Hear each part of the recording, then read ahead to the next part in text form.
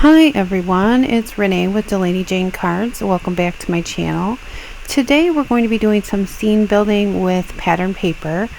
This is a new stamp that I received from, or that I purchased from Ripl Designs, and so I wanted to mix the new with the old. So those papers that I'll be using are from some very old paper pads.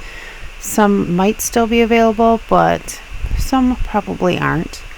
And I'm using a lot of pattern papers to build my scene.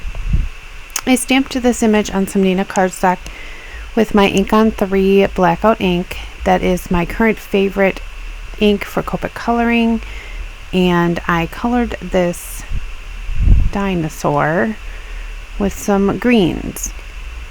A different green combination for me. I did pull out the Sandy Allnock hex chart and picked my colors. I wanted him, her, the dinosaur. I'm thinking it's a dinosaur. Her dinosaur.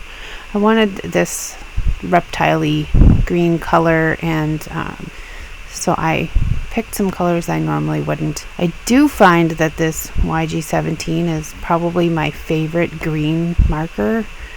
I use it all the time. This green color was different for me. It's like YG45 and YG17 and YG63 and I think YG61, which I believe I need to refill. I think I was struggling here getting it to blend. This dinosaur is so funny. I just feel like this. And I decided, since this was a very tired dinosaur, that we would give him, her, some bloodshot eyes. So I used some pinks for that. And then I did use a little colorless blender to make sure that the eyes weren't pink. And I did the belly of the dinosaur yellow. I have no idea why I think the bellies of the dinosaurs should be yellow, but apparently I color them the same way all the time. I used the same pink combination I used in the eye for the slippers. So I'm going to guess it's a her dinosaur, or it could be a him, I don't know. And then I used the yellow for the toenails and the spots on the dinosaur. And I did go in with my YG17 and darken up a few places. If I was to color this dinosaur again, I would pull out an additional dark color for the shadows. So here is, this isn't even all the pattern papers I end up using, but it's most of them. So I used this cloud die. This is from, I want to say, a Muse Studio. It's old.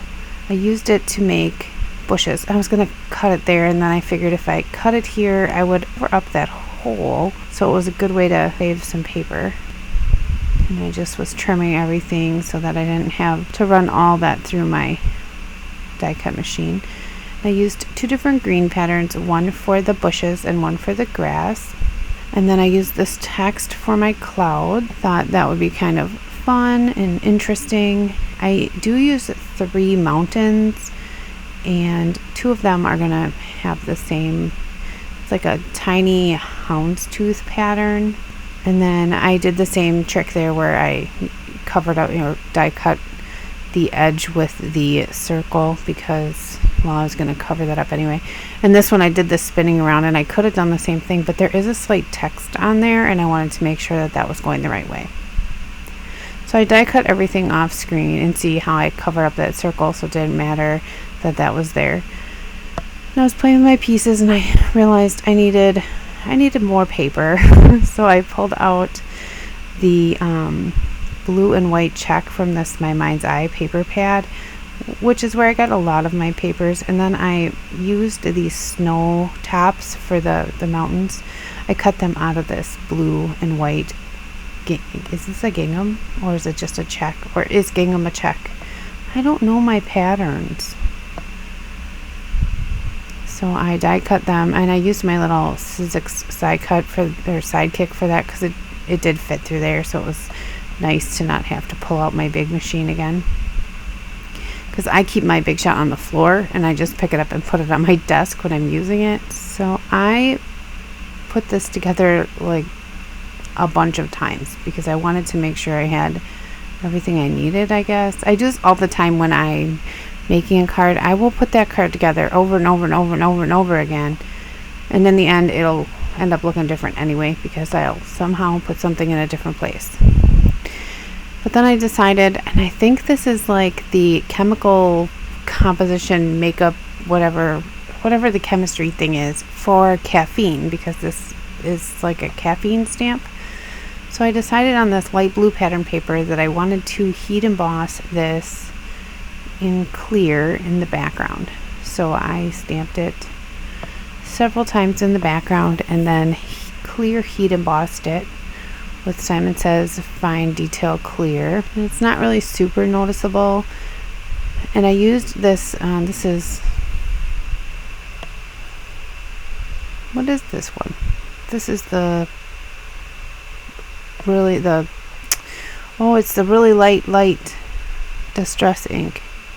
And it's going to bother me now because I can't think of what its name is.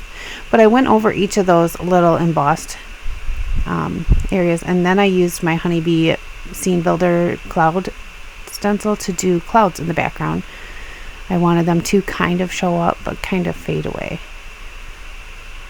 So here I was putting all of my die cut pieces together. I needed to put my snow caps on my mountains.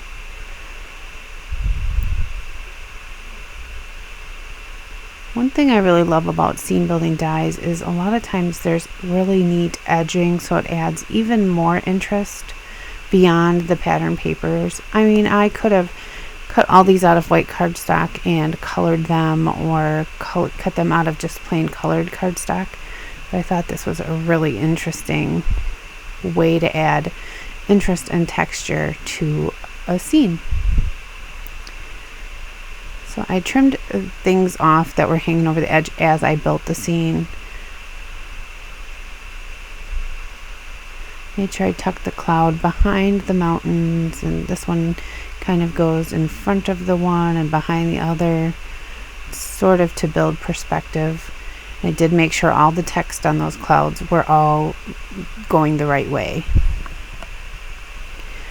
And here, when I colored the dinosaur, I hadn't colored the mug. So this is actually the back side of the cardstock, or the pattern paper I used to cut out the clouds.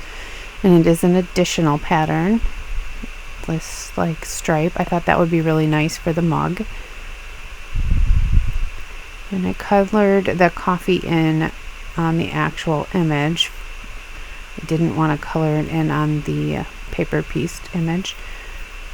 And I cut this out. One nice thing about this little cup to paper piece is where his hand is, it allows you to go in there and cut it out nice and clean. I did use a Tombow, a dark gray. It's not black, it's a dark gray, to do the edges. And then I pieced that onto the dinosaur. I did fussy cut this out off screen. There are coordinating dies. When I purchased this image, they weren't available, or they were out of stock, and he wasn't that hard to fussy cut. His crazy hair, probably the hardest thing. So I added some white gel pen details to this dinosaur here. Made sure I highlighted all the areas I wanted to, and then used a black glaze pen to fill in the eyeball. It adds a little bit of dimension and a lot of shine. And I put a few dots and spots among the yellow dots and spots. I whitened up the teeth, added the pupil back into the eye, and then I was super careful because I should have done that after I put the dinosaur on the card, because that stuff takes a little while to dry. Then here is a piece of chocolate brown cardstock from my stash. I decided I didn't need any more pattern papers. I figured the chocolate brown would be a good place for your eye to rest instead of all them papers. So this says, I'm a T-Rex without my caffeine, and I heat embossed this with white embossing powder. And I know white embossing powder on black is kind of a trend, but this looked really nice on the brown. And then I die cut this out with, I think these are Simon Says stamp banner dies or sentiment dies. Used my little Sizzix sidekick again. This little tiny machine can sit on my desk, and like I said, the Big Shot sits on the floor, and it's just a pain in the butt. So here I was trying to decide how I wanted to lay this out. This is my new roll of foam tape from Amazon. It is super sticky. It does not tear. You have to cut it. I was trying to decide which way I wanted to cut that end. But I don't know. I'm not sold on this foam tape. It's way cheaper than the other that I usually use, but we'll see how long it lasts. So I did date the inside of the roll, and there is a second roll. It was like, I want to say $10 for 2 rolls of this stuff. And I'm not sure if it is really like 2 rolls or if it equals just 1 roll of the big 3M foam tape, but I mean, for $10, I guess I'll deal with the stickiness. It's not that bad, honestly. So I put foam tape on the back of my little dinosaur here, and I tried to make sure I covered the entire thing with these tiny little pieces. And I placed it down on the sentiment strip there, and then decided on some additional chocolate brown cardstock to frame my image panel.